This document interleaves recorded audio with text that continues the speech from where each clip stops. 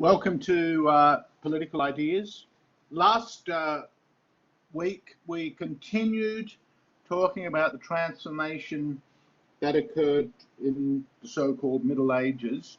We will be still in that somewhat, but the thing I really want to emphasize before I go into some of the detail today is we're going to be looking at the way in which different currents, which we can identify as creating something really unique in the history of humankind. And that unique something is what we call modernity.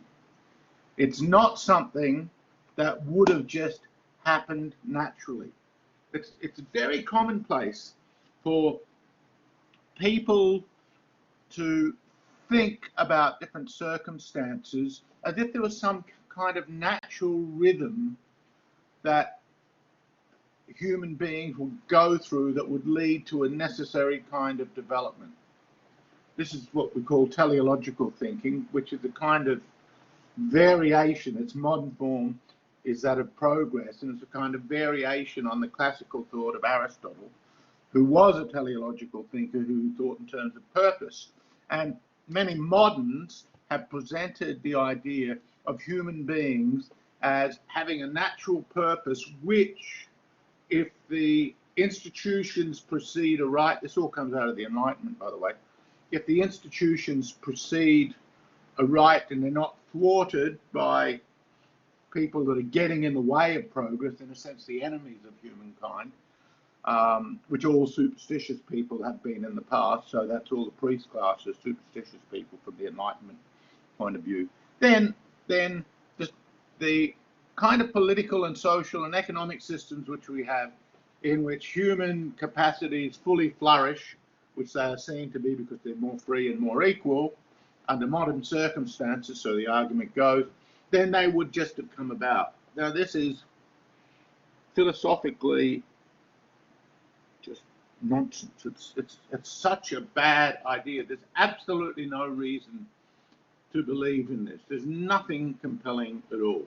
And the reason I say that is because we can identify very specific historical processes, that is to say, processes that develop around certain contingencies, you could say lucky accidents, that take some pretty standard aspects of structural formation for human association. So I don't want to deny that there are some fundamental characteristics of human association, what Aristotle talked about being by nature.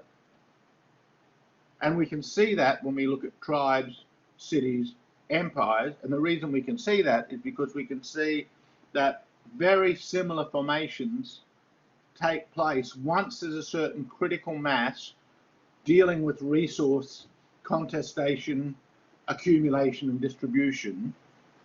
And we can see that this is something that is cross-cultural and cross-historical even. So there's things that happen in certain times in Europe at the breakdown of the Roman Empire, which are very reminiscent of things that have happened elsewhere 3,000 years ago.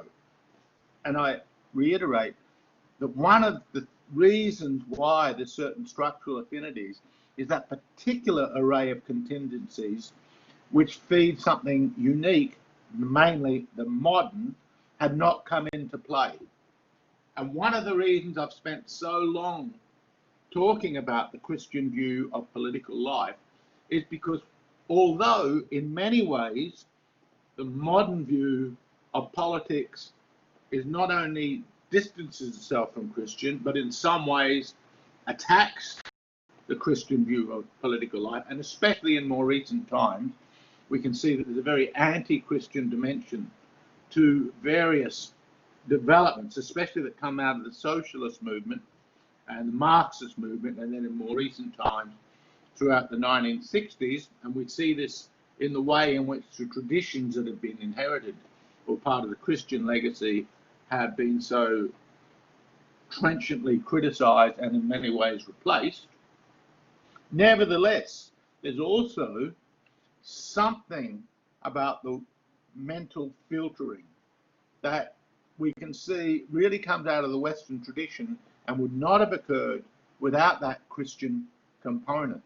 So again, it's a kind of dialectic of negation, in which something is essential and sticks to something, even though it has been displaced and negated.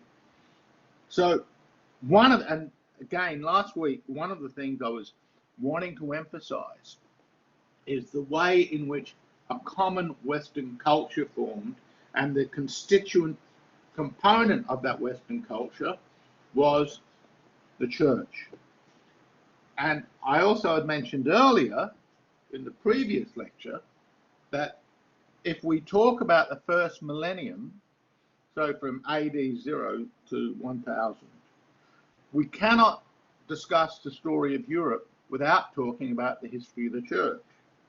But as I also tried to emphasize, what was developing was a church that wasn't really centralized, that only became centralized in the 11th century, or begins to become centralized in the 11th century, and then in the 12th century. And then we see that there are cultural unities which previously had not been there. And by this time, as we move into the 12th, 13th centuries, we start to see Christianity even getting into places like Scandinavia.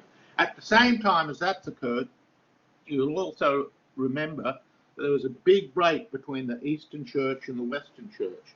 And it's only when the Western Church defines itself as the authority of all Christian peoples, which of course it refers specifically to the West, because in the East no one cared about what they were saying, to all Christian peoples, that there is a sense of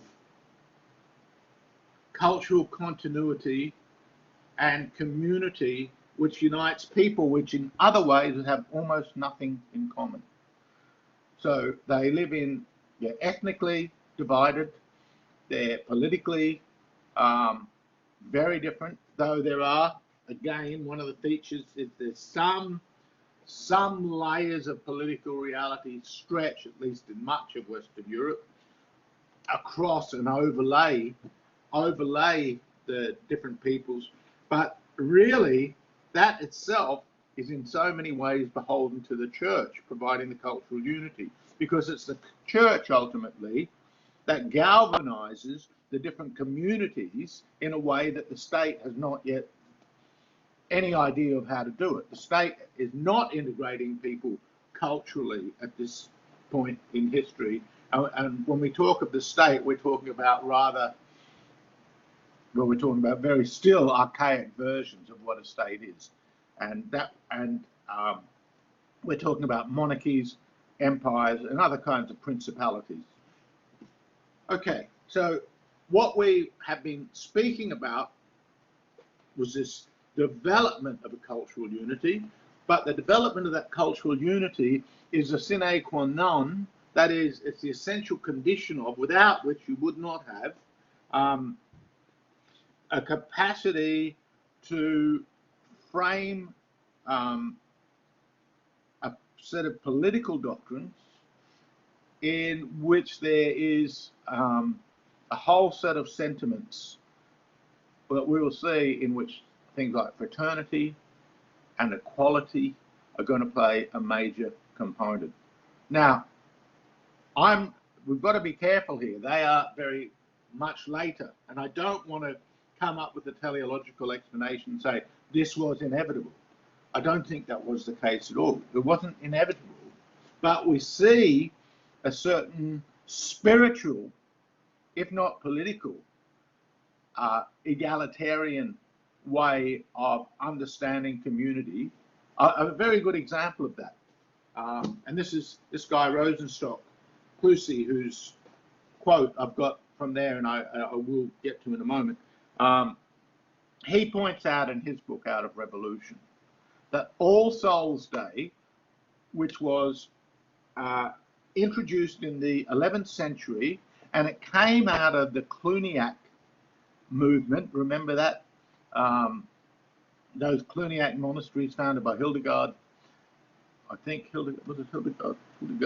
Anyway, that monastic order, which would be so important for the papacy because it was essentially a way of bringing structure, order, common methods, so to speak, into the spiritual practices and services, which were meant to clean up what was in those days called the pigocracy, the squalor of what had occurred to the church by the interference of the secular authorities and appointment of secular authorities into the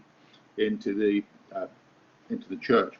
And All Souls Day was a public holiday, a holy day, sorry. It was a holy day which the lowliest peasant and the emperor and the pope were all put on the same level, because anyone could lose their soul and God loved every soul. That's Rosenstock Hussey says that's the first universal democracy, and I think that's a really interesting and astute observation. I haven't really seen anyone else make that observation. I have seen one or two people try to dismiss it, but I think that really gives food for thought, that there's something going on there that is creating bonds of solidarity, mental bonds of solidarity, or spiritual bonds of solidarity more precisely, that would not have been possible without the revolution that's taking place within the church, and that whole Cluniac reform and what Gregory VII does in his contestation with the Emperor Henry IV, that can also be seen as a papal revolution. And we see the continuation of that revolution in the way in which the church makes itself the centerpiece of social and daily life, and also the source of the bestowment of sacred sanction, so to speak, upon any political authority. It's the church that ultimately makes people see that any authority, political authority, is legitimate or not. So in that sense, there's a codependency, or rather a dependency of the terrestrial authorities upon the spiritual authorities. But as we also pointed out, and this will also be reinforced in today's lecture, there was also a struggle over this authority, and a struggle for the terrestrial powers, especially in the form of the Holy Roman Emperor, coming out of Germany. It was located essentially in Germany, with different principalities supporting it, or constituting it, I should say. That this struggle continues, and one of the things that comes out of it is the papacy also, so the head of the church becomes a player in ordinary political terrestrial politics. And this creates all sorts of confusion, tensions, conundrums, historical circumstances, which ultimately contribute to a whole set of new power relations which really are unique. A whole set of new power relations in which what you have is this incredibly interesting phenomenon of a culturally unified landscape in which a great divide occurs. And it's that great divide that then begins to open up what we call modernity. So, pointing ahead to where I'm going, that if we think of what are the historical names we give to those movements that we see as the preconditions of modernity, and you will recall that I said we must use these words very carefully and critically because they tend to be overused. We nevertheless say that the Renaissance, which is that movement out of the Middle Ages in some ways, even though, as I was emphasizing last week, and I'll continue to emphasize, in some ways it's also a pushing forward of the medieval, but that term medieval is a problem, and I'll tell you why. There's a hell of a difference in Christendom And Western Europe, so Christianized Western Europe, between, say, 400 or 500 AD and 1000 to 1050 AD than there is in the next 500 or 600 years. So we use that one word, but boy, we're talking about very different worlds. And again, as you will recall, I hope, one of the major differences is the scale of urbanization. But other differences include the quality of artisanship, the way in which communities also then are bonded once you've got increasing urbanization. And when these different bonds occurred, the way in which they're socialized and politicized through day-to-day activity and collective group formation. They little in common, except there is a certain religious continuum, a certain commonality of faith, which even then it's on the move. It undergoes various transformations. Still, there's a continuity within those transformations, just as when we hit the Reformation, there's a continuity within the transformation of the Reformation, the Reformers on the one side and the Catholic Church on the other. But that moment, that breach, does create new social conditions in which ultimately the church, or the church now, or the churches of Christianity start to have less and less power. Or another way of saying that is that common culture now starts to fragment. And what we see then is the formation of nations. And as you should know, of course, is the First World War, but we could go back to the Napoleonic Wars, or even earlier, we could go back to the 7 Years' War, which is the first war fought on all these major continents, taking place at the time of that just precedes the American War of Independence, the American Revolution. We can see that these wars are what comes out of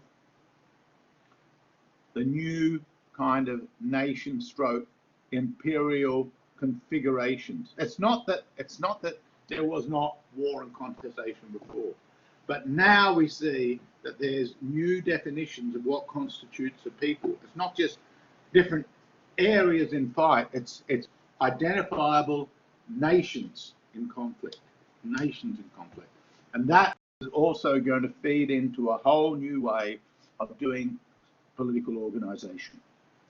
So that's part of, so the Renaissance, the Reformation, and as I said to you before, they are two concurrent processes. And that's why, as I talk about the Renaissance, I'm also going to leap back into talking about certain things that I touched on last week, but I want to go more into it so you get a better picture of the social structural conditions that lead to political contestation. And then you'll be in a better position to see how that affects or feeds into this great breach in Christendom that we simplistically somewhat call the Reformation. And we will see, as I've also mentioned before, there's all sorts of seeds that take place in this period that we call the Renaissance or the late medieval period. These names, as I said, they're really frustrating because they're as much a hindrance as a help once you look in detail. So we'll look at that.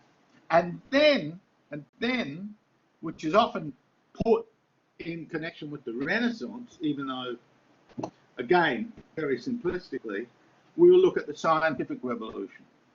So the Renaissance, the Reformation, and the scientific revolution, these fundamentally come into play and they change the way in which people start to talk about the world and then start to make the world.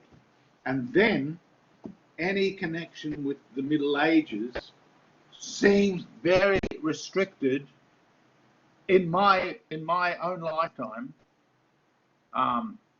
when you saw nuns wearing habits and priests walking around, which was not uncommon, in streets, and now you never see it. And if there are any nuns, and they're very few, they have a very small little piece of a little cross or something, a little silver cross to show that they're a member of the order.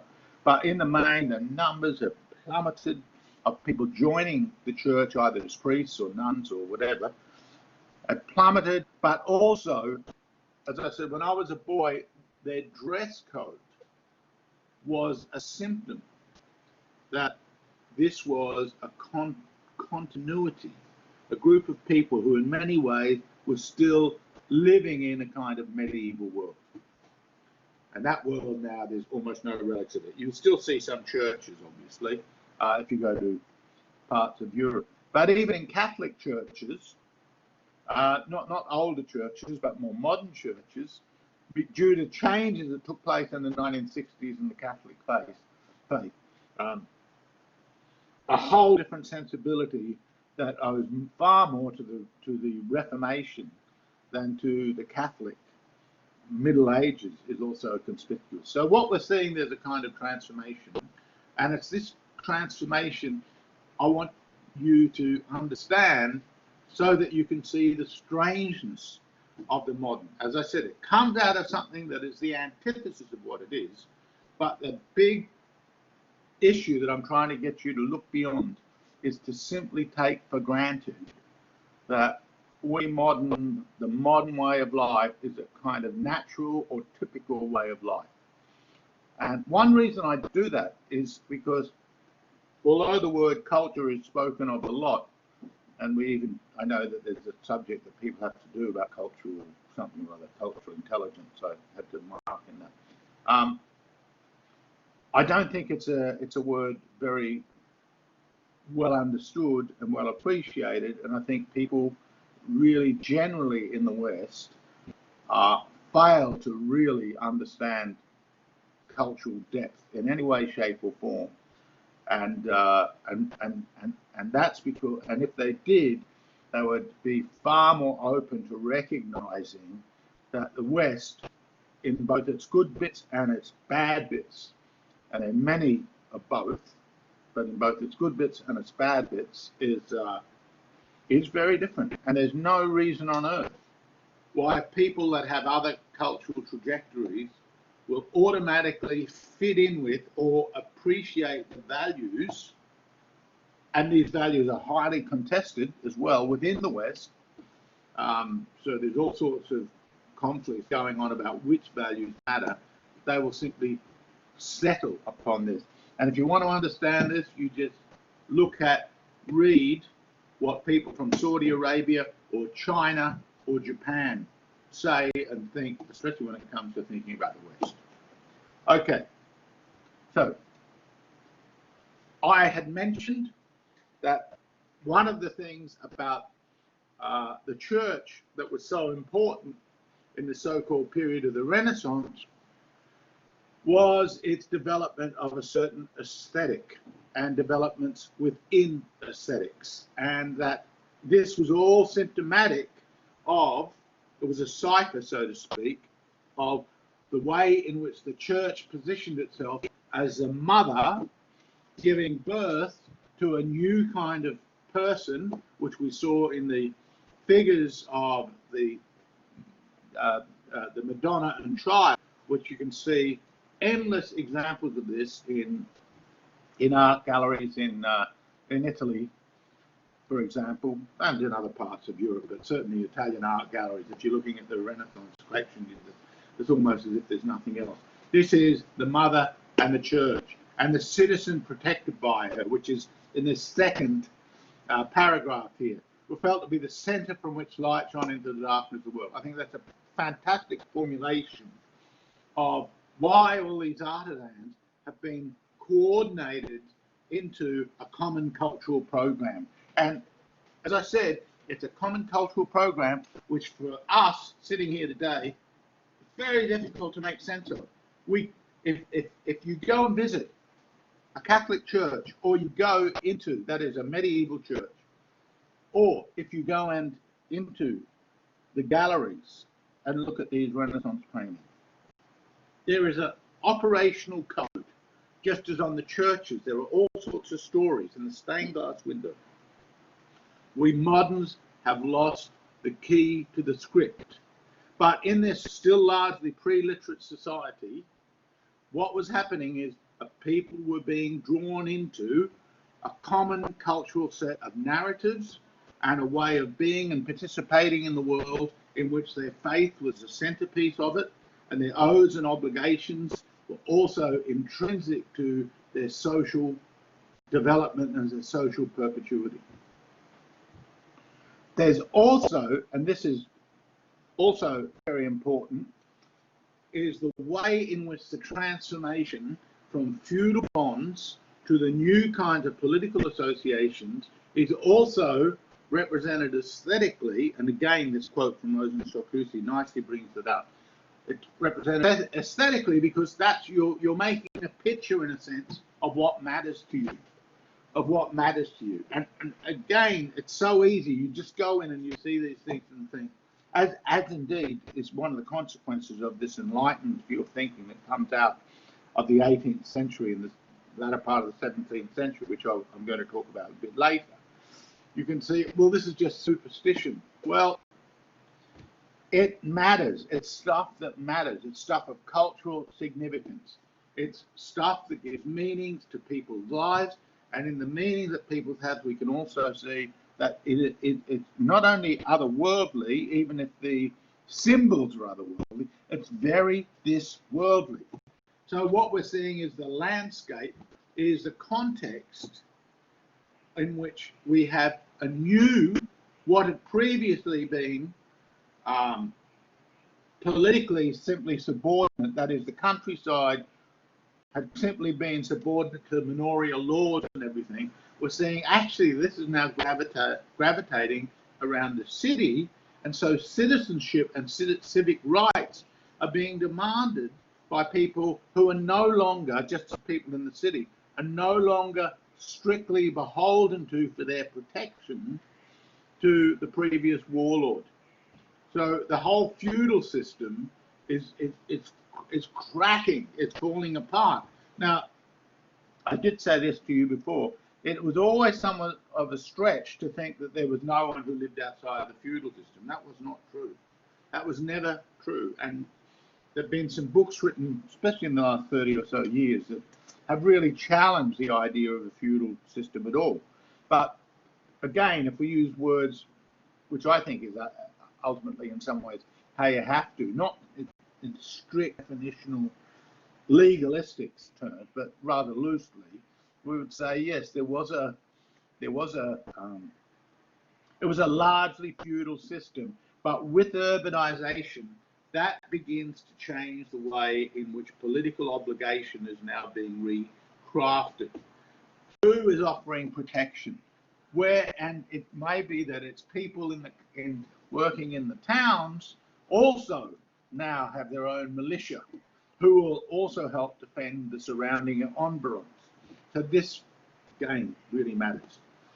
And as we will see, the way in which the cracking up between the older, more feudal system and the newer developments that are taking place in these more independent city-states and the role of the papacy within that becomes all important for the development of Europe. So this quote is really all trying to show you, first of all, perspective, the new kind of intellectual developments that are part and parcel of essentially a real development in an aesthetic sensibility, and that development is part and parcel of all these craftsmen having an audience, people in the city, and then it spreads out to other places, but the centerpiece of the city is the cathedral, and then the artists develop, and then people gravitating for cultural instruction to these centerpieces, and the artists playing a decisive role in instructing people into what really matters, one. Two, we see there's a political dimension to this, and this is what's being emphasized in the third section, and the artists themselves as a kind of genius. This term this idea of the artists themselves as genius does not really become a commonplace idea until around the 16th century, and we see it definitively in that very famous work, Renaissance work, called The Lives of the Artists by a character called Vasari, in which that idea starts to really take on importance. Nevertheless, we can see, even over prior to that, in some ways Giotto might be one of the earliest people to do this, that certain artists put such an individual stamp upon their work that they are recognized, especially by other artists, as in some ways providing new technique, or in essential ways providing new techniques, new ways of representing the stories that will galvanize people and also affect them emotionally in a very deep sense. But community and genius, artist, politics, all this is being integrated. And is this medieval? Is it Renaissance? Well, many would say Giotto is the beginning in a very early figure of the Renaissance, but it's also in a very medieval context. Okay, here's just two other very famous, Raphael on the left and the Mona Lisa on the right. Obviously, again, we see the landscapes in both. So there's a political dimension to that. We see mother and child, and that again, the new man, the mother church, caring for, instructing. Again, it's still largely a pre-literate society. So this is, oops, sorry, oops. I don't know why this is. Okay. Largely pre-literate society. Even, well, one of the things we'll see with the Reformation is it becomes a decisive moment in transferring Europe into a more literate society, and it uses a common book, it's the Bible, to do this, but I'll come back to that. And then, of course, there's the Mona Lisa, which is a kind of renowned as a masterpiece in technique, and I don't know why that keeps doing that. Okay. Now, as this is occurring, there's also a sense in which not only the artists, but there's this development of humanity itself as something very powerful, very special, very magnificent. And this too we tend to associate with the Renaissance. And this is a very famous text from a guy called Pico della Mirandola, or Giovanni Pico della Mirandola. And it's written in the latter part of the 15th century. And when later in this lecture I talk about Machiavelli, we can see a certain commonality of sensibility. But the Oratio on the dignity of man.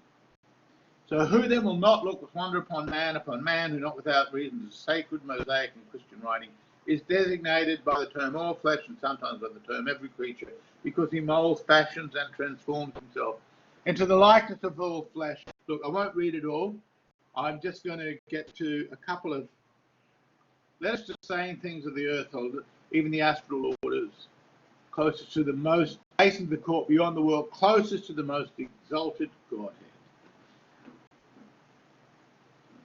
And if we will it, we shall be inferior to them. And this is really the key. If we will it, what we will be as sacred as, we will be so magnificent. We will not be mediocre. We will be the culminate, we'll be the crown of creation. And it's this idea that others, certain painters later, and Michelangelo springs to mind, will place an emphasis upon not our subordination to the higher power, but our being vehicles of expression in which that higher higher power is symptomatic of what we are. And so this, in a sense, the human becomes divinized. The human becomes divinized. This is part of the movement that we associate this with the Renaissance. It's a long way. It's a long way from that earlier position I was making about Mother Church presiding over and developing new man. It's the fulfillment of that, in which eventually Mother Church is not needed anymore. It's we are the crown, and eventually God will not be needed anymore. So this is one development within the Renaissance. As I said, a word that covers lots of disparate processes. There's all sorts of other people living at this time who don't for a moment think this.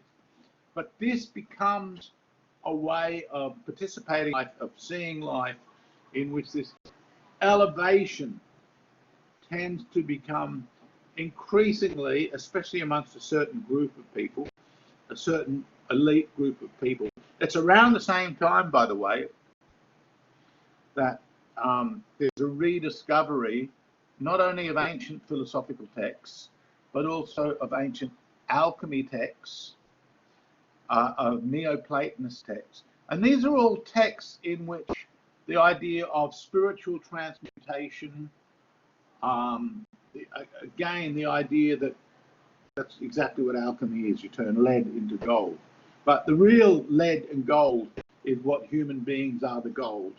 And the lead is their appetites and various basic nature, which can be transferred through the study of magic, through the right use of potions, through using astrological charts. No, as I say all this, all of these, alchemy, astrology, magic, these are all things that are really pagan.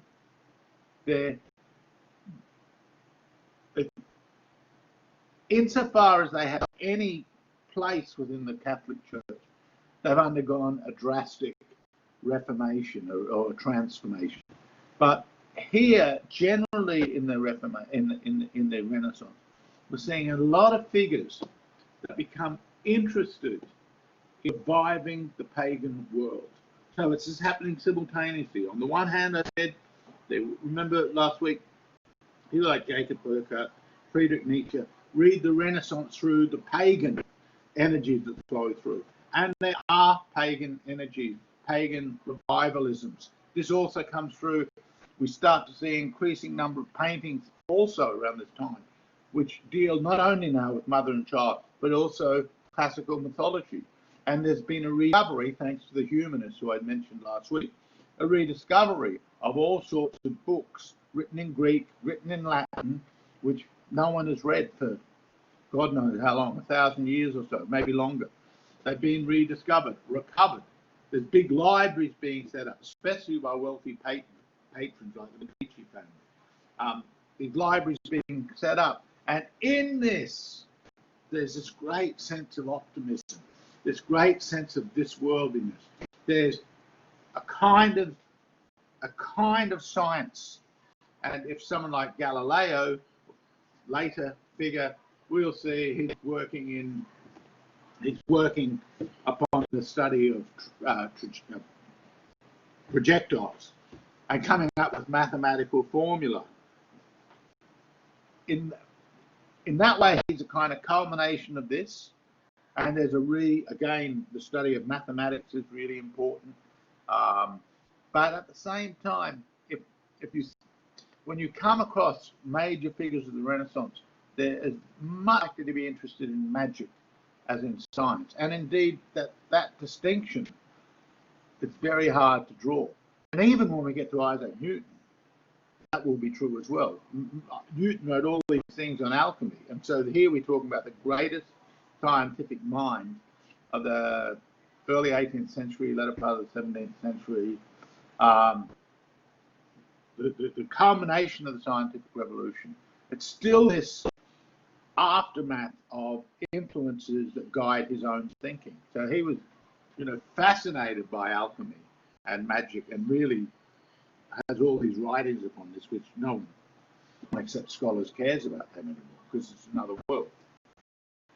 Okay. Now, I want to now go back. So I've been really spending a lot of time talking about the ideas and the culture. And the reason I do that when we talk about political ideas is political ideas only have efficacy insofar as they impact upon a certain set of cultural and structural conditions.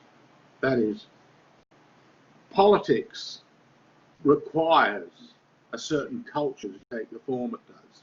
And the failure to recognise this, which I have seen done repeatedly, and was done, for example, by Western journalists when they tried to read the outbreak in the Middle East that became known as the Arab Spring in around 2011, and prior to that by the government in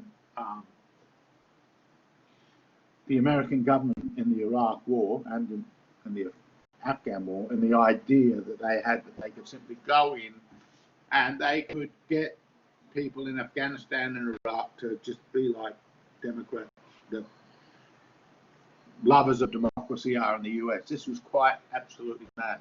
And it was absolutely mad because it understand this fundamental thing. Politics is predicated upon a certain culture. It may have a bit of an impact on the culture, but ultimately it will succumb to the culture.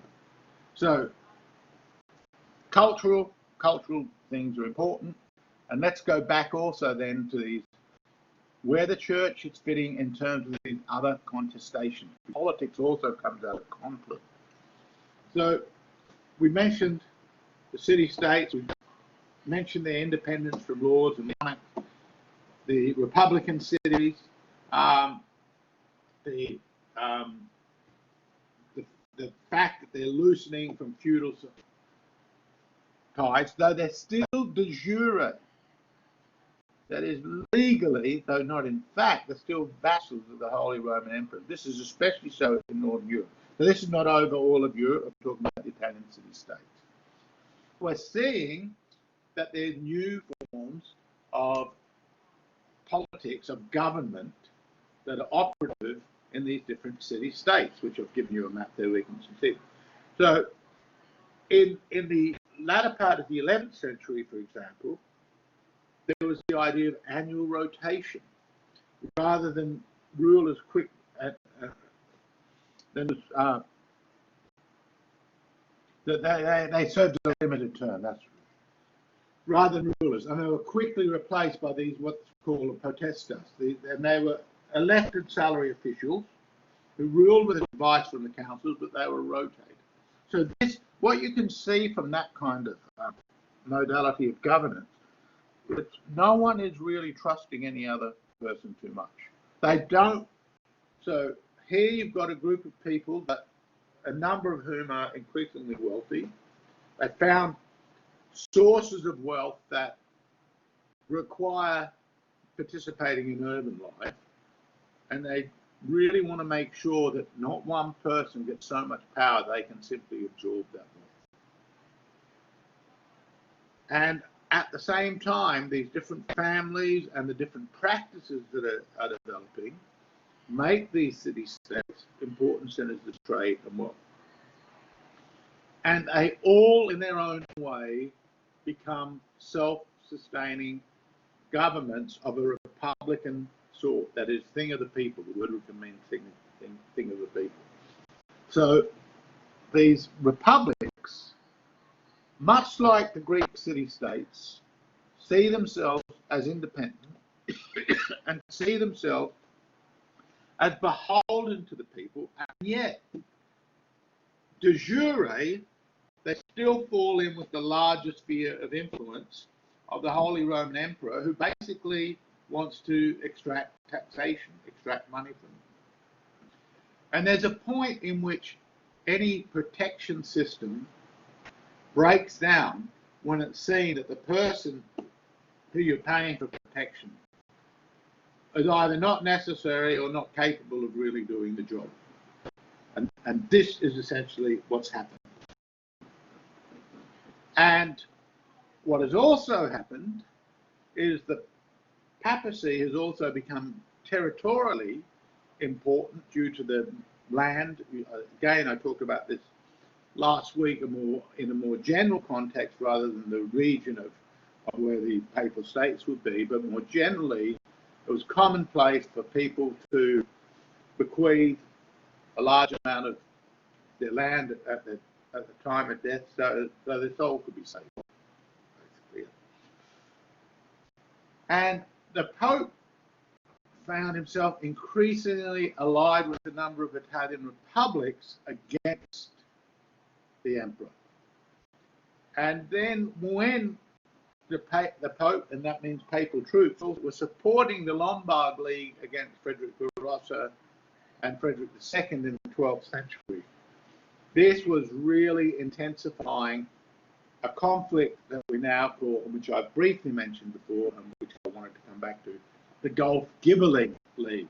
It is the most important development in German-Italian politics, and in fact it affects most of Western Europe, or much of Western Europe. And ultimately what is happening is that you've got these two figureheads. The papacy becomes a figurehead for uniting basically the republics into a league. So they're city-states that on the surface don't really have that much in common.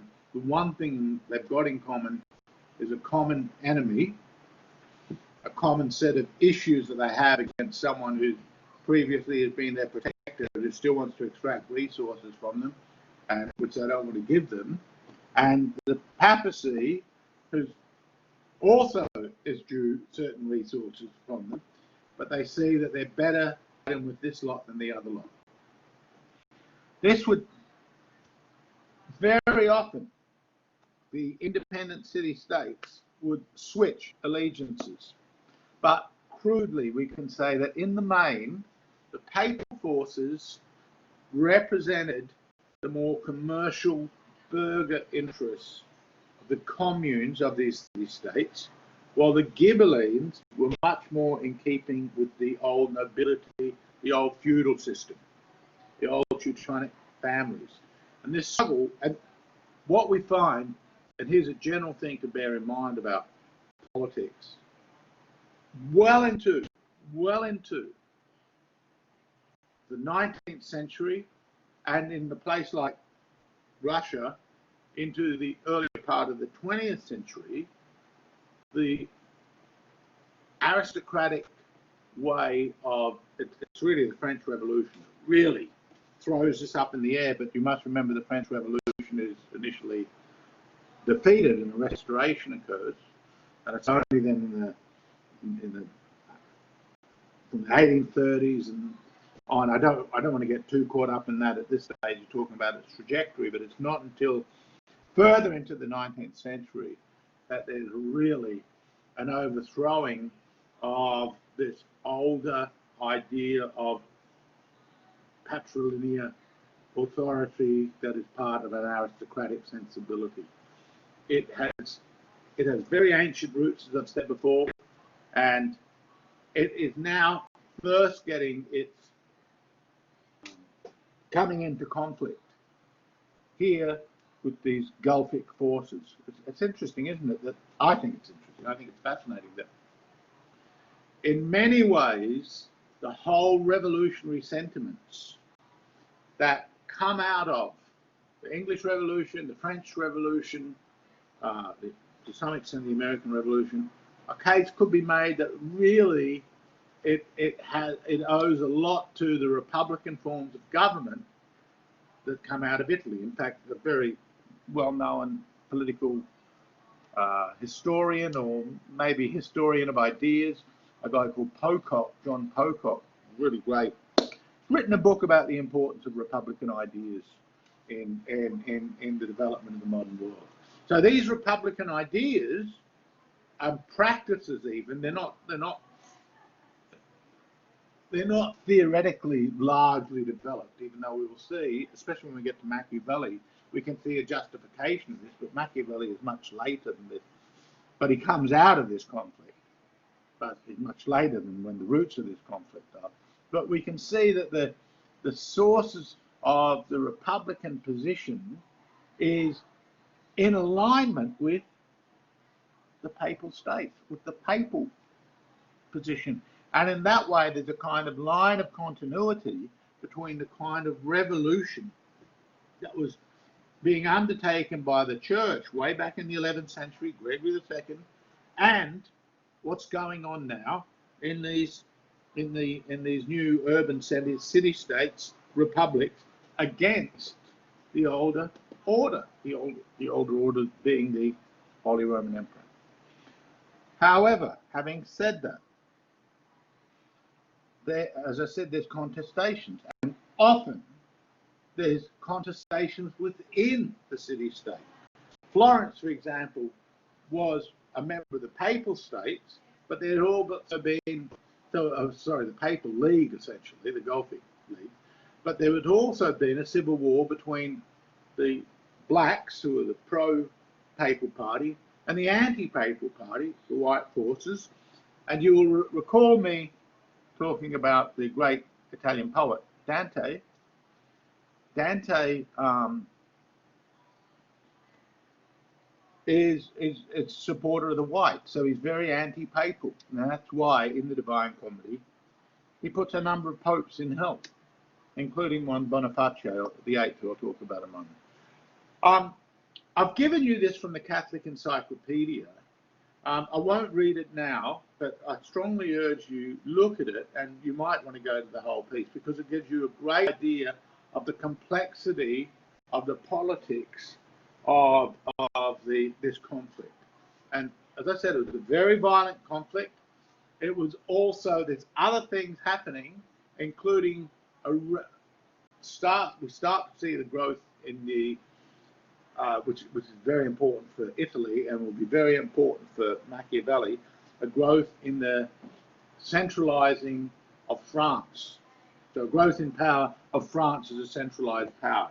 And that too becomes a major military force, which is different to these. Also in Spain, the Habsburgs develop. Again, they have various relationships to the empire, but then they start to drift into their own centralizing set of concerns. And so what is basically emerging is a whole set of new geopolitical configurations, but they are completely changing the dynamics of power and moving out of any kind of feudal system. So when, for example, you meet the French Revolution in the latter part of the 18th century, and in one part of the revolution, very early on in the revolution, there's one night in August where there's a resolve to get rid of any kind of feudalism, to overturn. And that has often led to a simplistic view that somehow the French Revolution was the bourgeois class against the feudal class. Well, the bourgeois class is exactly the class, the burghers, the city people, the professionals that you're finding in these city-states. So the idea was that France was still predominantly feudal is a complete myth. It's a complete fantasy. There were some relics of it. There were some feudal relics. And what had happened, and what always happens, is that ways of doing business that have been so longly done that they start to incorporate and adapt all sorts of new behaviors, so that there's this kind of disjunction between the origin of a practice and where it's going, and there's this disjunction creates all sorts of tensions, which ultimately lead to dysfunction. Okay. Now, the papacy then becomes a major political player. And the reason I want to bring this up, I want to focus upon this, is in part because when we read Machiavelli, we can see that's still something of an issue. Secondly, the papacy as a political player is also going to impact upon the fact that certain even as late as the 16th century, when we had the Reformation, it's because the papacy has been a political player, and also because you've still got these powers in Germany that, although there's been all sorts of compromises and victories and losses, etc., in the transformation, but wanting to get out of giving any kind of resources to the papacy. So the papacy ultimately, because it's running the church just generally, it's got to find resources to do that. At the same time, it's looking for resources to protect its own terrestrial influences, and that includes simply the properties that it is protecting and looking after. Now, under Boniface VIII, with his dispute with Philip the Fair, that should be not the Faith, should be Philip the Fair, he had written a work called Unum Sanctum, and that was really the document which builds upon and intensifies what Gregory VII, and in some ways that investiture conflict had seemed to be over. But the fact was that it was an ongoing conflict, and it was an ongoing conflict around what is the ultimate source of sovereignty.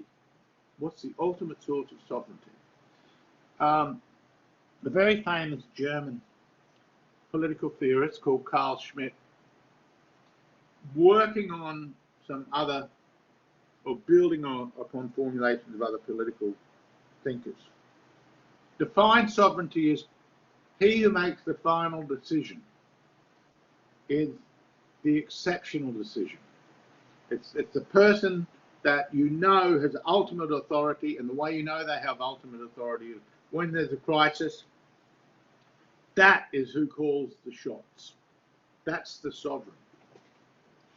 We often talk of Parliament being sovereign, though in some ways, in a place like Australia, it kind of is, but so we speak of parliamentary sovereignty, but when there was a crisis, then the Governor General is the sovereign, as the Queen's representative. And in Great Britain today, the Queen is still the sovereign, even though in Great Britain you also talk about parliamentary sovereignty. But the problem becomes a major issue when you've got these various city-states and leagues in conflict, and this is a number of writers on politics, including the great St. Thomas Aquinas, writing in the middle to latter part of the 13th century. I mentioned him last week. John of Salisbury, Marsiglio of Padua. They're all dealing with the problem that what do you do when the earthly power does things that are contrary to God's law, which is represented by the church, so finds itself in conflict with the church and does things which harm the faithful. And you must, again, remember that point I made about the cultural unity provided by the church. That cultural unity being provided by the church is really important. So it means that there is a certain dependency, which, again, I'm repeating myself, but we saw that in Henry IV, waiting in the snow at Canossa, waiting to be pardoned by Gregory VII because he'd overstepped his mark. So this conflict is still going on because you can't have a territory where you can't trust your subjects. And the only way you can trust your subjects is to make sure that they're culturally unified enough that that's who you're beholden to. Now, there were various parts of Western Europe where there were outbreaks of groups that against this kind of authority, of centralized authority of the church. In particular, there was the Albigensian in the south of France, basically, and that was they were called the Cathars, and they were a group that in many ways were hostile to, certainly hostile to the church, but even some would say to Christianity. And they were New Age stuff presents them as being very spiritual, but contemporary saw them as complete fanatics. They not only did not allow marriage, they basically saw the body as something dirty and dreadful, and in some ways this is anti-carnal aspect to the church itself, but this is really intensified by the Cathars, and they're looking to purify themselves in such a way that really suicide is their solution to spiritual transformation. There might be some of you who've read New Age versions of what the Cathars are on about, but I'm sorry. If you look into it further, you'll see it's nonsense. That's just kind of made up. Anyway, there was a lot of hostility by other people towards the Cathars. Just as in the Middle Ages, there was often hostility from people in Christian villages or within Christendom towards the Jews. And the leaders had to be responsive to that group to try and bring order there. So very often, we often think of, I might have said this before, but we often think of, if the people are good, this was a myth coming out of the French Revolution, and if there's any kind of persecution of a group, then it must be because it's dictated by the authorities. This was absolute nonsense. There was all sorts of populist uprising, and how exactly to deal with these uprisings was part and parcel of what political authority was expected to deal with. And very often what happens is the political authority will go along with what the majority are doing to try and get peace at any cost. So that one thing is happening. And very often the church might be responsive and issue some edict about the Jews, or the local leader might do something about that. But that was one area. That was one kind of conflict. More broadly, the conflict between the Gulf and Ghibelline led to the question which is raised in both Dante's Divine Comedy and Machiavell's Defense of Bacchus, and which is, who is the ultimate ruler? And the point of this is, if someone issues laws which contravene what either the terrestrial leader is doing or what the church is doing, then who will decide in that instance? And that's why this becomes a major judicial matter, and in many ways it governs the political theory of the Middle Ages. In the case of Dante, he insisted that the church is just a spiritual power, and it must be in all things dependent upon the sovereignty of the crown.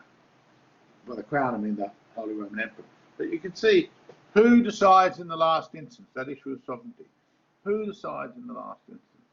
That's going to be the practicalities of this also. It depends who you are. It depends who you're in league with. It depends who suits your interests. And as we've said, basically the difference was the old order tended to be supported by the emperor.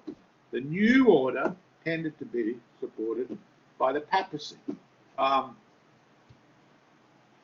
this conflict would be so decisive because you recall that the Pope is an elected position. And at this stage, the church, and this will continue for a couple of 100 years, at least until the Reformation, for many families, the church was a lucrative source of income if they could get a member of the family to get into the church. So whoever was Pope was ultimately representing other familial interests within the greater geopolitical issues of the day.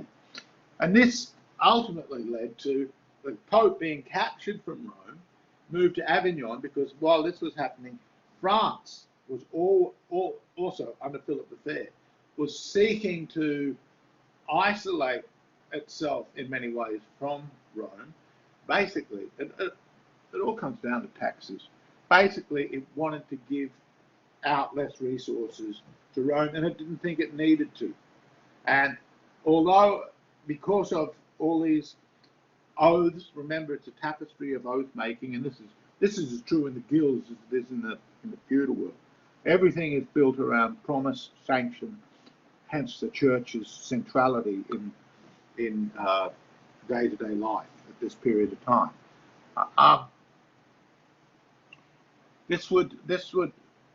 Philip the Fair wanted to make sure that who was ever Pope would go along with his aspirations to more greatly coordinate and centralize France, and basically be able to raise armies and have various people within the bureaucracy working for him, and that meant he didn't want to be giving too many resources out to Rome.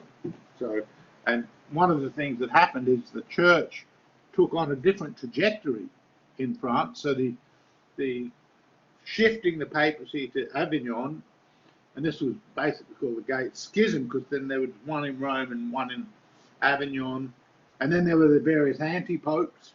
This was another. So all these conflicts going on.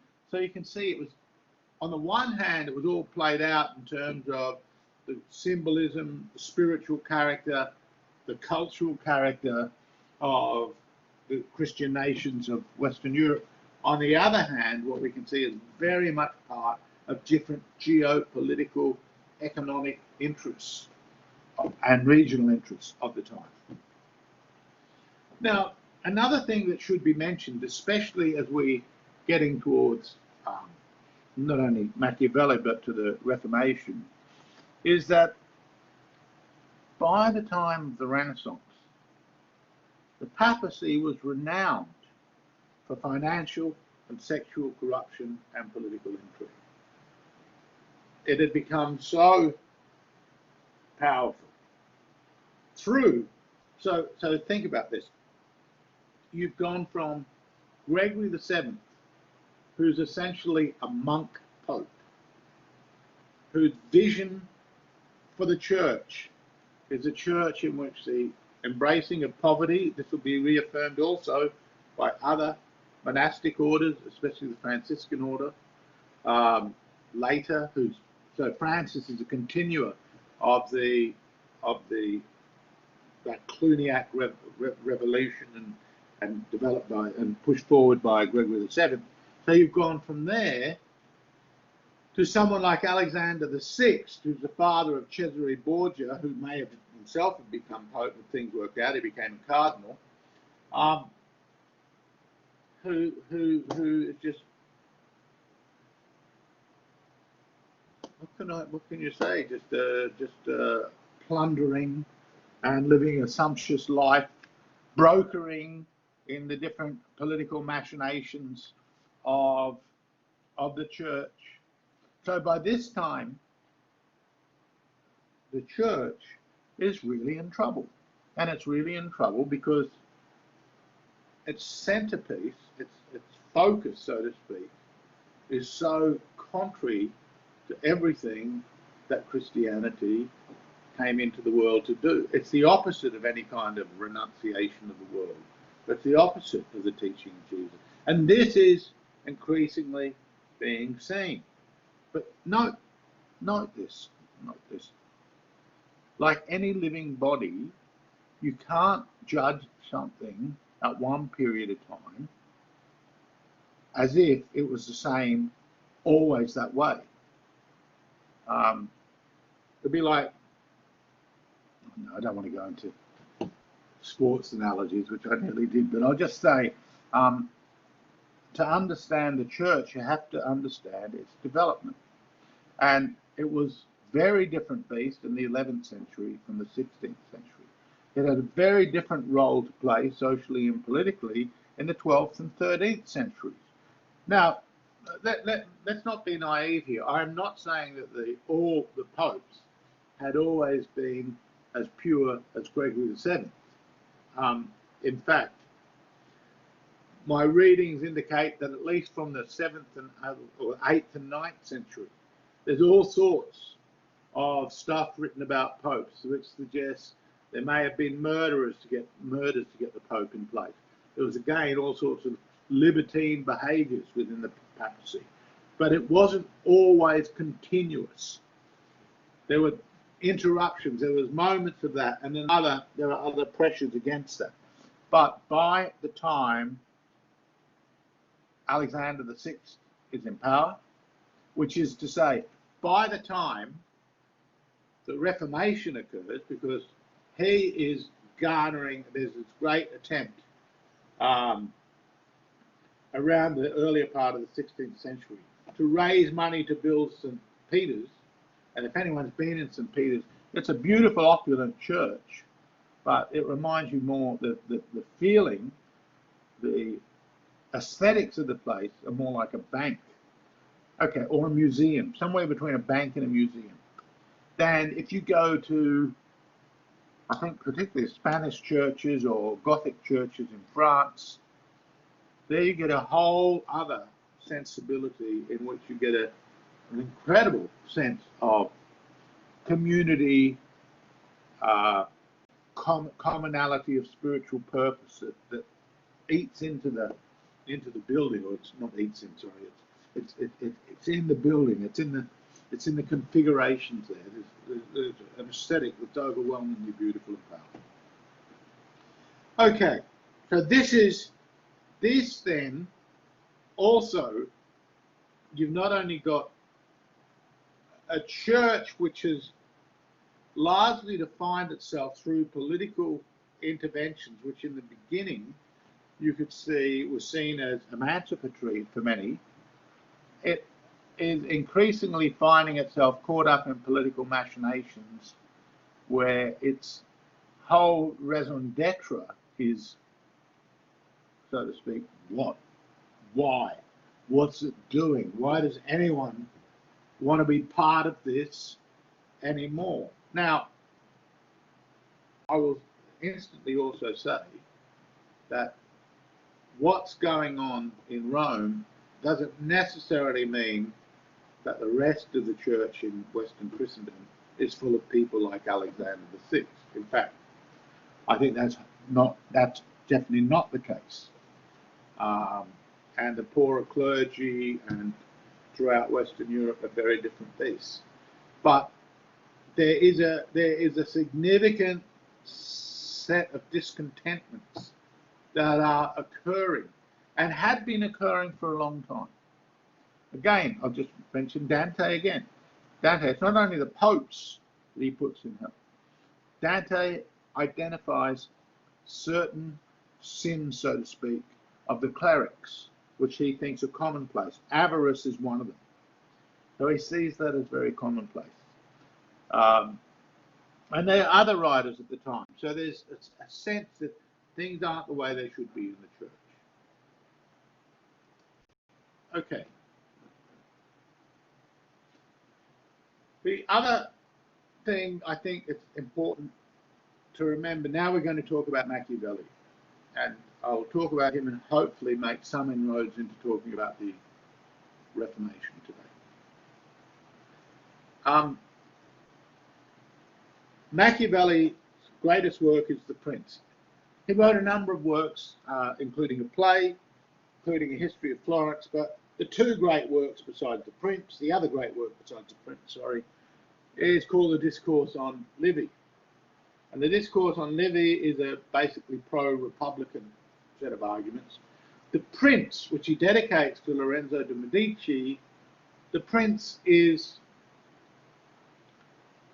a very little book. I strongly recommend you read it. I think everybody who studies political ideas should read The Prince all the way through. As I said, it's very short and it's not complicated, even though Isaiah Berlin, quite a famous teacher of history of political thought, once wrote that, and sorry, this was in a lecture, there's a paper of it as well as a lecture he gave on this. He said there are 38 different interpretations of Machiavelli. So he goes through them all. It's quite a magisterial essay or talk. But let's just not get too carried away with the complexity around this. I think, yeah, that's nice, but it's basically the two arguments around, there's two positions around Machiavelli. One is He's the devil.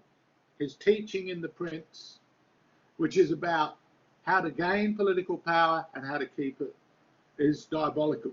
And in fact, you might have heard the term Old Nick as a name for the devil. That was a term that developed in the 16th century. That is a reference to Niccolo Machiavelli. So he was read by many as teaching a diabolical understanding of the purpose of life and more specifically statecraft. The other is Machiavelli is a great patriot, and Machiavelli is not simply talking about Machiavelli is simply talking about the kinds of things that you have to do if you want to save the group, if you want to save the city or the state, if you want to save it. So Machiavelli is a very good man. I mean, that's black and white, but they are the two positions, and they're both true.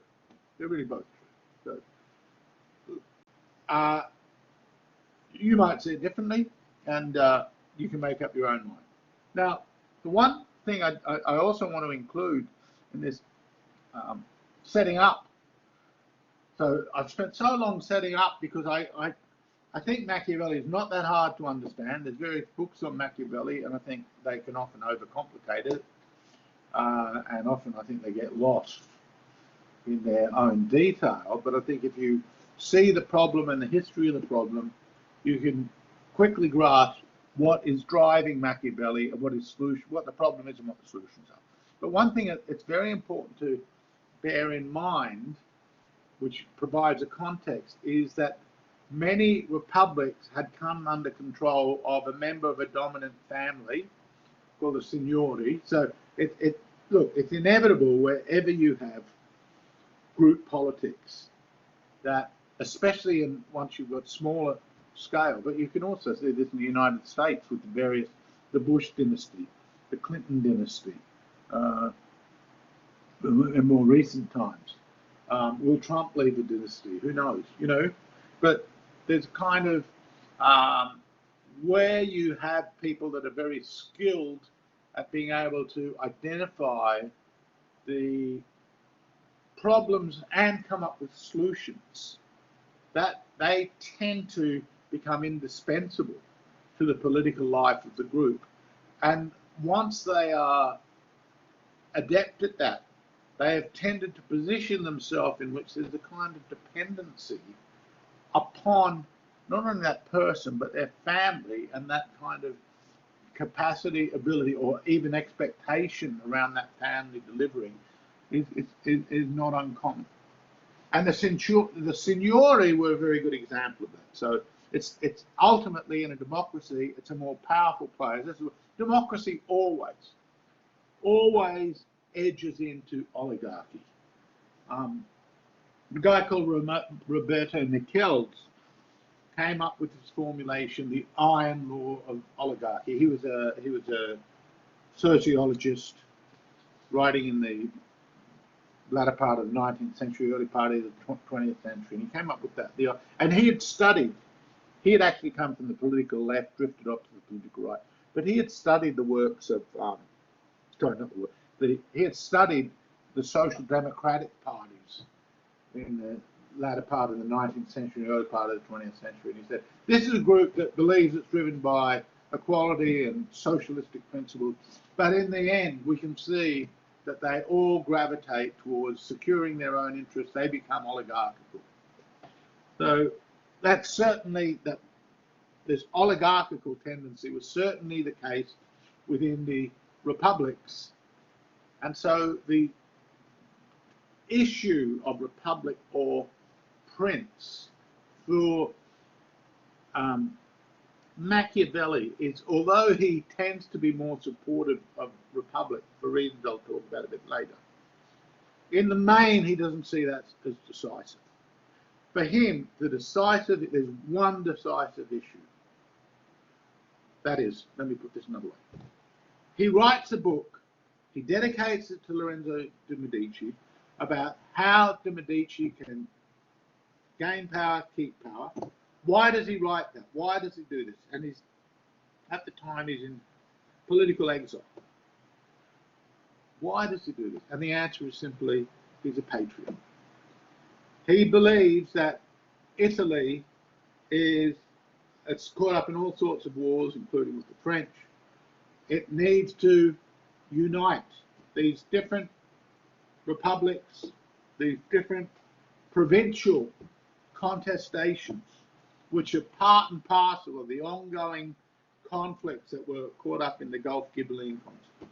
But these all need to be put aside. And there needs to be unity of purpose and unity of leadership and unity of political direction. And he has seen that, all these, that instead of uniting, it was caught up in all these wars internally from about the 15th century to the mid-16th century, involving France and the Holy Roman Emperor, the Habsburg House Senate in Spain. And he's hoping that Medici's can put an end to this. That's really, he wants to put an end to this, and he's writing this near the end of the 15th century, but he wants to put an end to this. He's not really successful, but so I'll just now run through this core teachings of Machiavelli. He is said to have said on his deathbed, it was reported that he said on his deathbed, that the wisdom of the world is the enemy of God.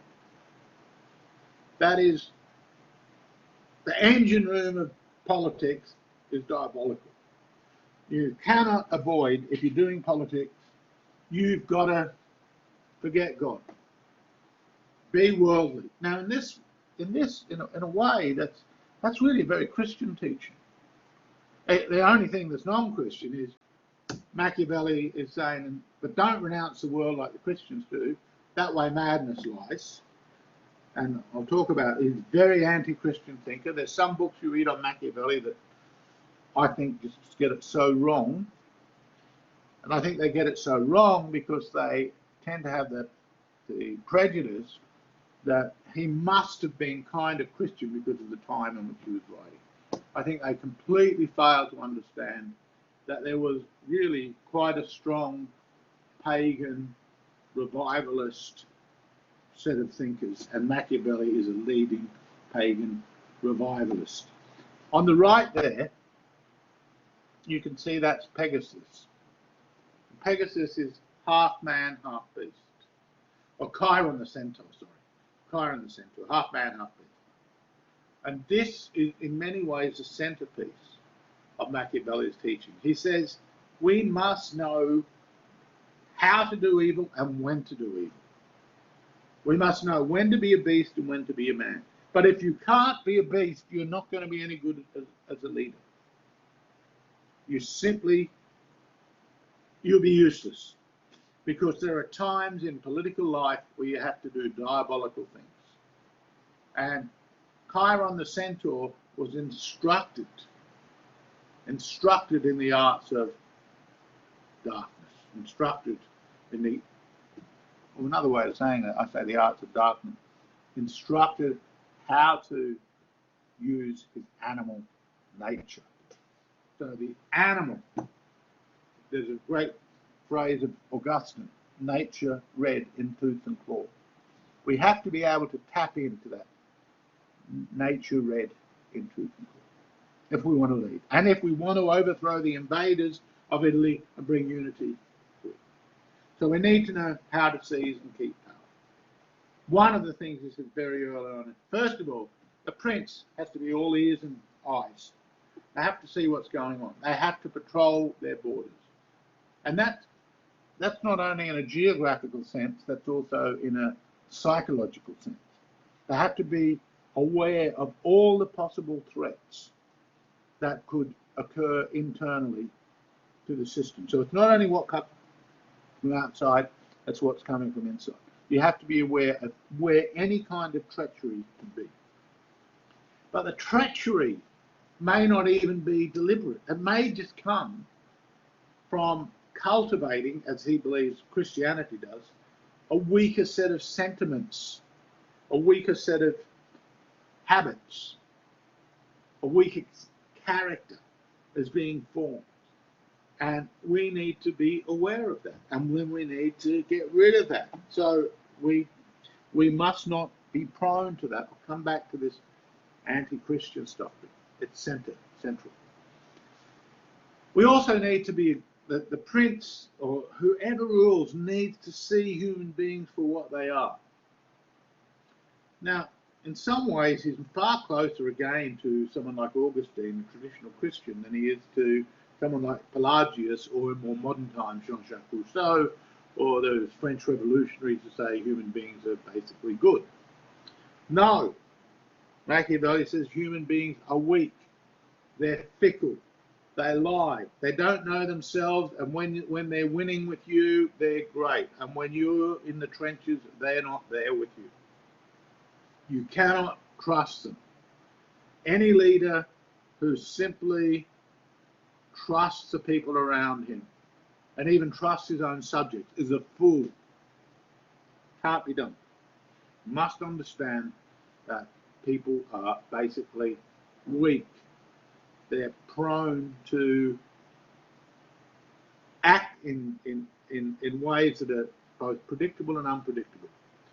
That is, to themselves, they might have been your friend today, and then, then unpredictably it will seem that they're no longer your friend. But Machiavell said, no, it's all too predictable. They're acting because the way they do, because they are weak. They're just weak, and they're self-interested, and they'll do anything to secure their own survival and anything that can benefit them. And then they will cooperate and they'll be your best friend. But when nobody wants you when you're down and out, it's a very famous old Bessie Smith song. That's Machiavelli's view of life. Nobody wants you when you're down and out. You've got to be a winner. They want you to be a winner. But you can't be dependent upon them. If you are, you're a fool. You've got to know them.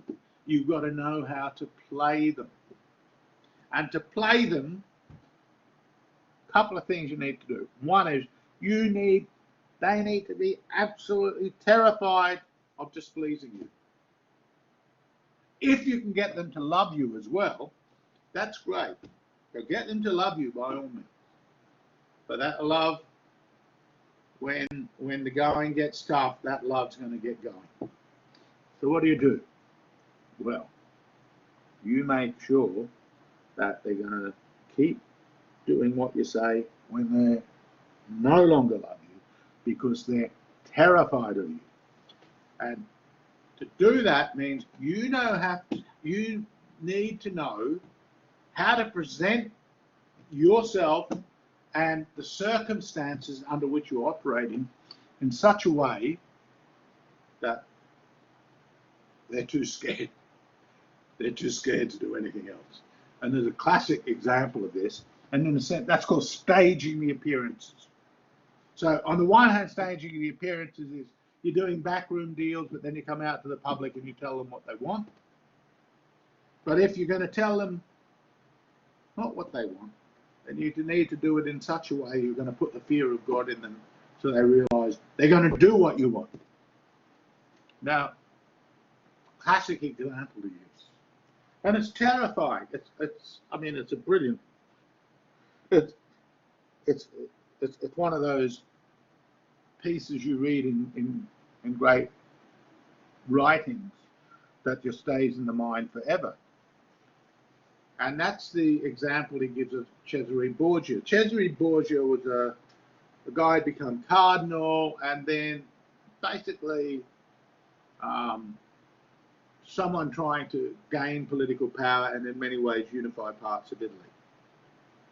And he gains power in one area by relying upon this guy called Ramiro de Orco. And how he relies upon, there's basically a civil war going on.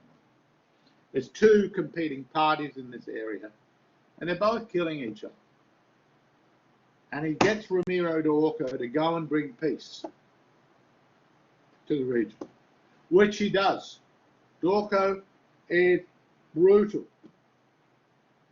But in bringing peace, although the people are frightened of him, of D'Orco, they now also hate him. So how do you manage this? What's the stage management you do? And what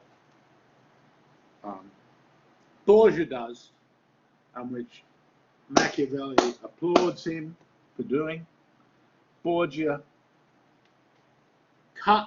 cleaves Ramiro in half and lays the two parts of his body on these two great slabs in the town square. And that's his way of saying, anyone who brings disorder again, this is what happens to you, but this is also what happens to you if you treat the people badly. So there's two messages delivered. It's brilliant. It's absolutely brilliant. I mean, it's shocking. It's absolutely shocking. Poor old Ramiro didn't expect that. But that's the way Machiavelli thinks. Now, I think it was Frederick the Great that said, he read Machiavelli and he said, if Machiavelli had dedicated this book to me, I would read it, and then the next thing I would do is have him strangled. I hope you get the point of that. The point is, if this is what you've got to do, you don't want to give the secrets away. Machiavelli has given all the secrets away. You could say that Machiavelli is instructing not only the ruler, but subjects to see beyond the appearances by saying what will have to be done. But at the same time, he's also getting them to see the need for these kind of behaviours. Now, I said earlier that when push comes to shove, if you've got the choice, he does think that the problem with principalities is you're very dependent upon the virtues of one person. I'll get to the word virtue in a moment. But so if you've got someone like Lorenzo de' Medici, you're on a winner. He's very strong. You've got Cesare Borgia, you're on a winner. But the problem is that you're caught up in dynasty, and they may be crap. So if they're crap, what do you do? And the answer is, well, if they're crap, you're stuck with them. So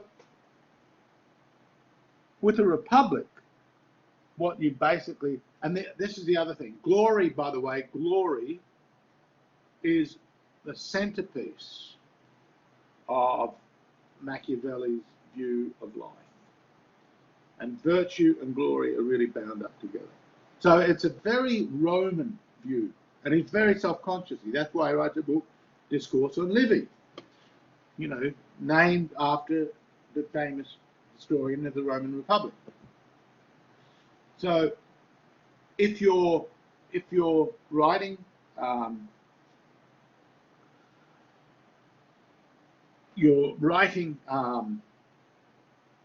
sorry, I just noticed there seems to be a slide missing, and I want to make up. Oh no, okay, no, it's all right. The problem with the republic is that, the problem with the principality, it's only one person.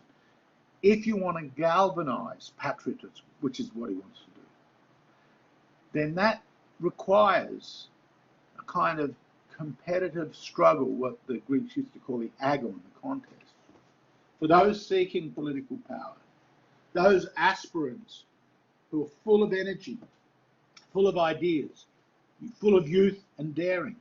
They want to outbid each other for glory. Glory is the centerpiece. That's what they get out of it. And wealth will come to it. It's like you get the women and the song, you get the women and the wealth, and that's all you want with all this. But you've got to prove that you're worthy of it.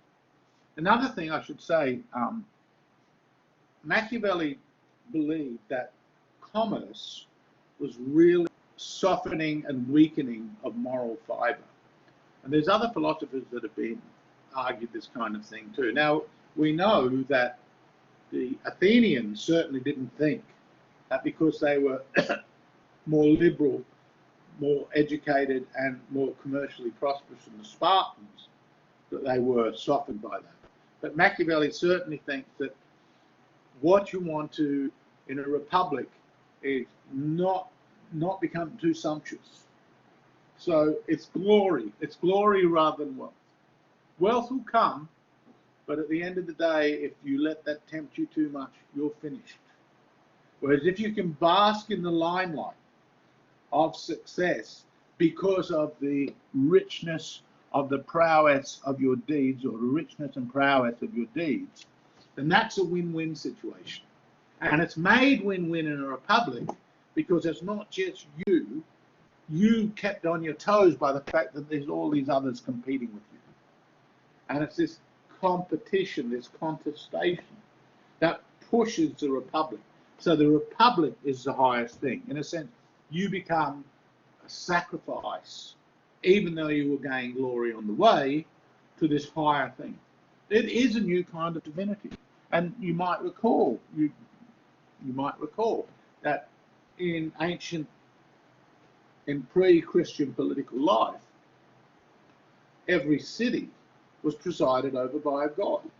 So the idea of patriotism in this sense is a very archaic sentiment. Again, it's part of the pagan revivalism that's intrinsic to the Machiavellian approach to politics, and it is also part of another pagan ingredient coming back into the mix for modern political life. So it's a component, and a big component, because ultimately Machiavelli's impact upon political thought, upon how moderns think about political life, is really important.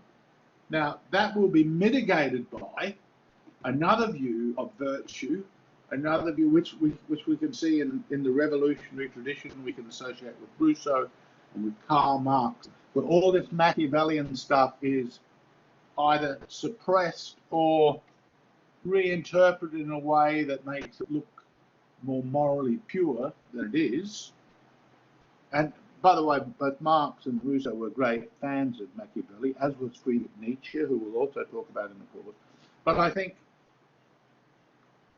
not so much Nietzsche, but in terms of Marx and Rousseau, the way they talk about political life is so idealistic that this dark undertow, which will invariably be part of their political legacy, but it's not a part of their political legacy in terms of what they've said. It's by what they haven't said, and in terms of trying to implement what they want.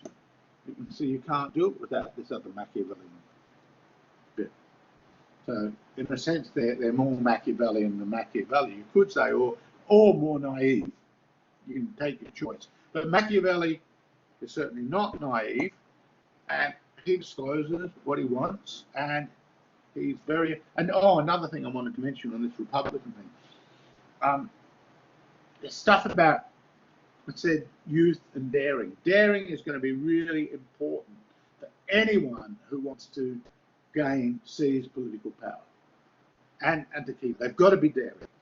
The thing about youth, he sees the male energy as something that is both the salvation of a republic, but also a danger to the republic.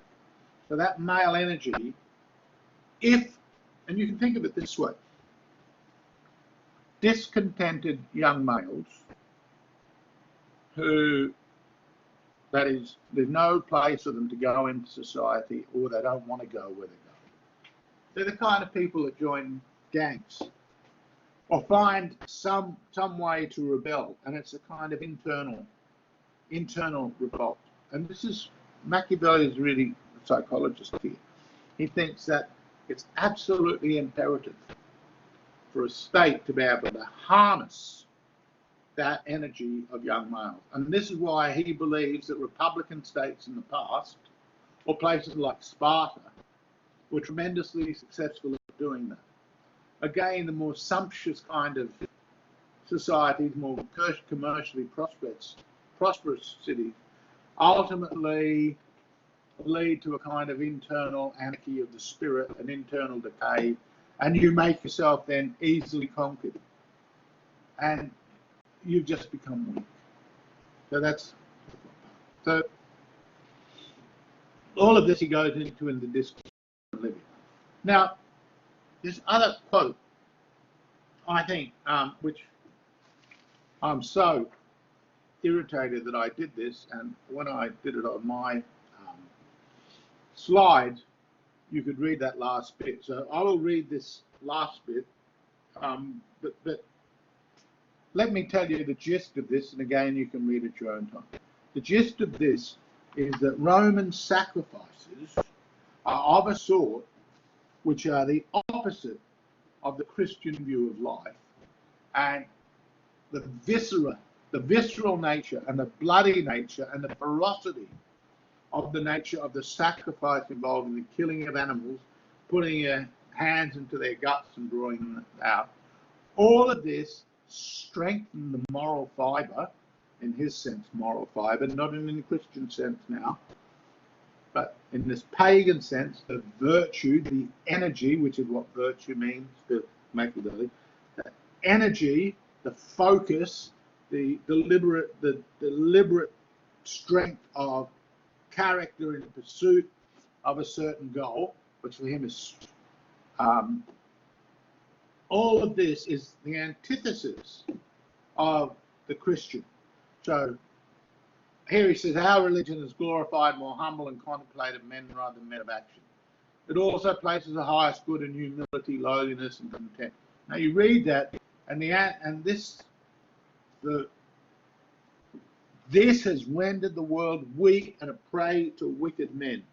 And then he carries on, I will read this. Who can manage it securely, the world weak and a prey to wicked men who can manage it securely, seeing that the great body of men, in order to go to paradise, think more of enduring their beatings than in avenging them. And although it appears without doubt, that the world has become effeminate and heaven disarmed, yet this arises without doubt more from the baseness of men who have interpreted our religion in accordance with indolence and not in accordance with virtue. That second bit is just a kind of qualifier writer to make himself look more conciliatory to Christianity than he in fact is. What he's really saying is, I spit upon this feminization of the soul. He thinks in very patriarchal terms,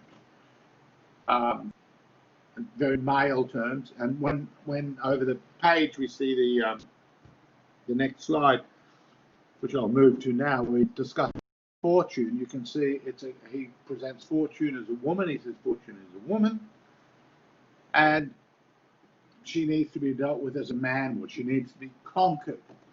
Everything, and that's this conquest of fortune.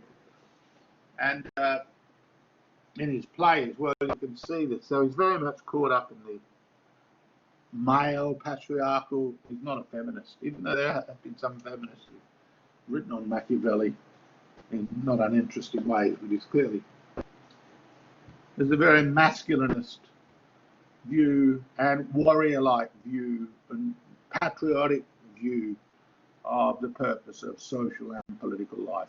As I said, the emphasis upon glory, the emphasis upon empire. You either expand or you shrink. There's no choice. There's no way of getting out of the hurly-burly, the thrust, the energistic, the vitality of life. Life is a great storm, and you're in this storm. You can see it's the opposite. Virtue here is the opposite of this idea of balance and excellence in the classical world. It's the opposite. And this is why a guy called Leo Strauss, who writes on Machiavelli, is very critical in some ways of Machiavelli. Strauss emphasizes that Machiavelli starts from the bottom, in the sense the pits, and tries to build an understanding of social and political life on the basis of the pits, whereas the classicists look to the ideals and try to form life upon those ideals. But Machiavelli ideals are delusions. They bring about your downfall. You've got to understand the way things are, the way life is, what fortune brings. It comes, it goes. What we have to do to conquer fortune. We've got no one but ourselves to blame. We've got no one but ourselves to depend on. The gods are not going to smile upon us. If fortune comes, so be it. But if she doesn't, or when she comes, we must wrestle it to the ground and take what we can, seize the day, so to speak. You can read that. Again, it's one of the great pieces of prose in political theory. So, patriotism, glory, political life is constant struggle. Conquer or be conquered.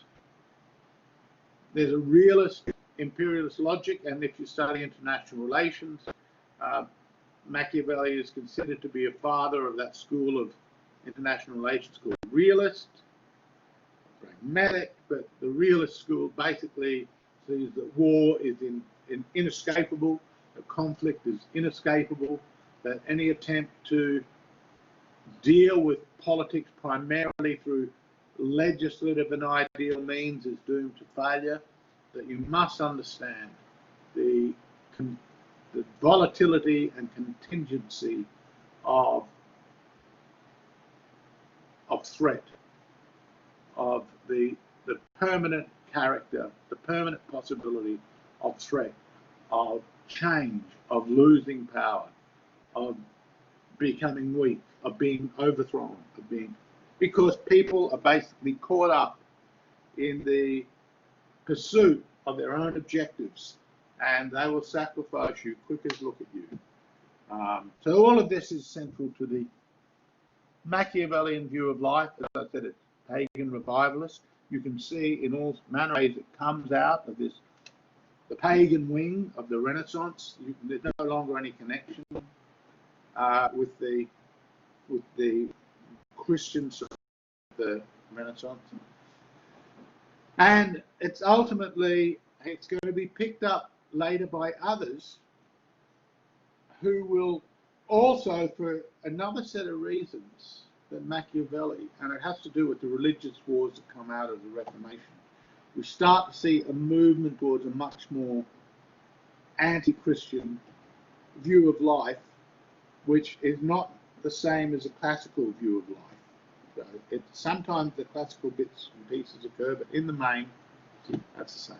Now, I already mentioned that the Reformation largely occurs concurrently, but we'll go back, and what I'm wanting to talk about now, in the last 10 minutes, is the Reformation as the beginning of the end of Christian society. Now, there's a nice quote here from Herbert Darling Foster, and he says, democracy and liberty are not the objects of the reformers, but they are the valuable byproducts of it. Now, that's very true. Both Luther and Calvin, in some ways even more so, but they're two of the most important figures in changing the course of history that have ever existed. They're both extraordinary. So I want to go into some detail about them. They would have been horrified to think that what they had created did not so much mean the reformation of Christianity, the return to the purer kind of Christianity which they had dedicated their lives to, they had fought for, but ultimately that it would be the destruction of Christianity. In this way, I think there's a lot of truth, and some Christian Catholic apologists, I'm thinking, there's a very brilliant author, he's quite famous for sort of childlike limericks and stories, a guy called Hilaire Belloc. He's a French man who lived in England, French or Belgian, could be Belgian, but French or Belgian, who lived in England, historian, author, wrote something like 100 books. I've probably read about 20 of them. his books, or a dozen at least. Very brilliant guy, and you can see he's very anti-Protestant, and he's very pro-Catholic. And the reason I read this, and why I suggest you read someone like Belloc, is you need to understand what was at stake back then. And it's also very good to think about what world we may have lost and what we have won. It's not to, it's not like I want to be Belloc, or I don't even share his worldview necessarily, but I think he presents a powerful case of what it was, especially about Protestantism, that ultimately created this great crack in Europe. And the immediate crack was visible by all these wars that broke out in the 17th century, the religious wars, 16th century, and right up to and including the 30 Years' War, which that'll come back into the picture later. Okay. So now, first of all, just remembering the roots of the Reformation go back to all sorts of conflicts, including the German emperors and the papacy. I mentioned that, and I also said, and so when the Reformation takes place, it will take place because of ongoing cracks between the imperial house and the papacy, and the northern, especially in the north, certain principalities there. Now, by this stage, the Habsburgs have moved to Spain, but there's still the historical sense of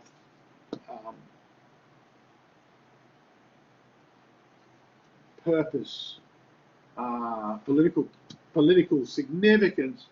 Germany still was a major player, even though Germany was not unified. It was broken up into all these principalities. Not until much later in the 19th century that Germany will become itself an empire.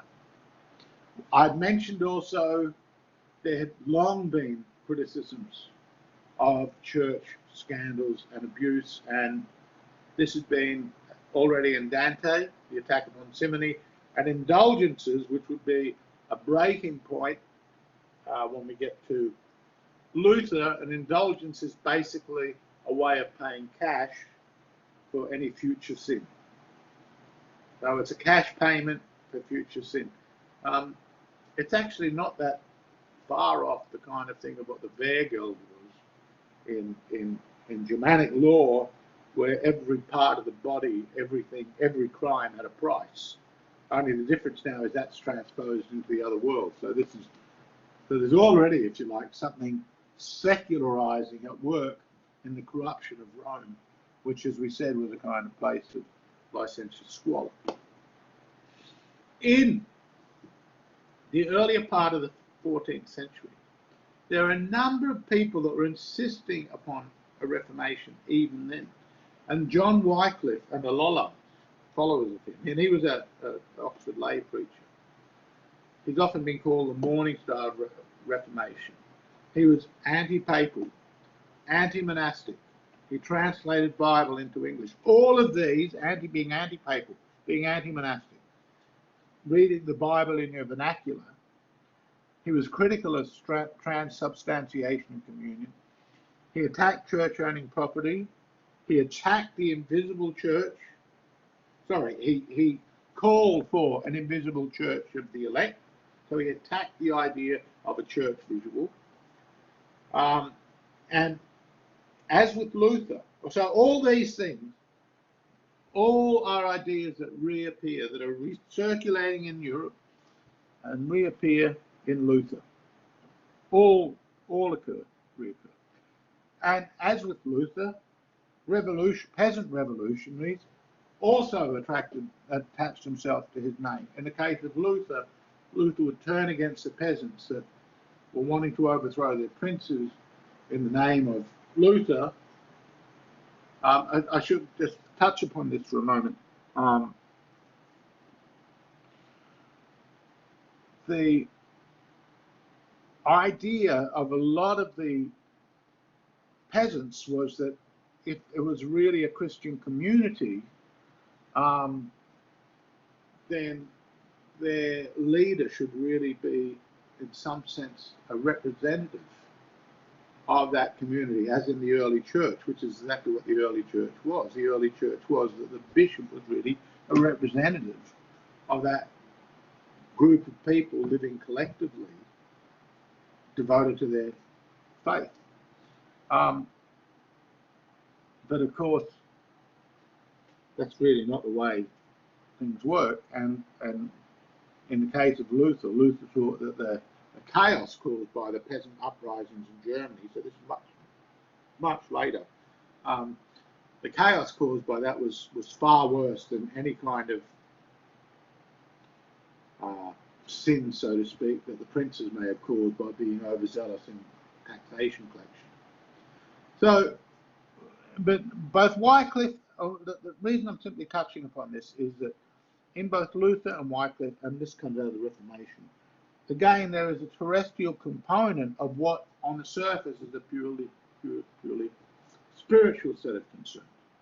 Now, as I said, Wycliffe had followers, but he was declared a heretic.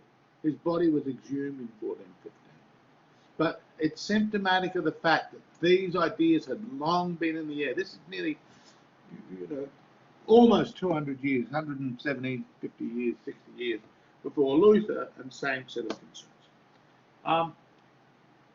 The fact also that both the centralisation of the French and English crown had harboured monarchical ambitions against the papacy had also meant that in France, where the church became more Gallic, and in England, and eventually under Henry V it became more so, there were all sorts of animosities from the crown towards the church, which were just as there had been animosities from the emperor towards the church. So there's great antagonisms going on. So they're quite various nations in Europe are quite happy to have critics of the church wanting to reform the church. They're happy to bring the church, in a sense, back to its original mission, and back especially to realizing its place as something that's not over and above political life. And finally, I'll mention Jan Hus. Again, he was operating in what we Bohemia, or what we think of now as the Czech Republic, Slovakia, and he was found guilty of heresy, and it was a similar set of concerns. I won't go into the doctrines. And the emperor had vouchsafed his protection, but he was burnt at the stake in 1415. Now, I will just say something very... No, I won't. It's time. I don't want to go too far over. I might say something about the Inquisition very briefly, because in the main, that there has been a set of stories around it which I think are largely misleading. But in this case, in the case of Huss, it was a kind of event which ultimately the church would have to pay for. It was ultimately something that would do tremendous damage to the church. And when the Lutheran, or the followers of Luther, 100 years later, they still remember, through the stories that have been told, what had happened to Huss and the emperor's betrayal of Huss. So this is... Okay, I'll end it here, and we'll move on with the Reformation and go well into the scientific revolution next week. Cheers.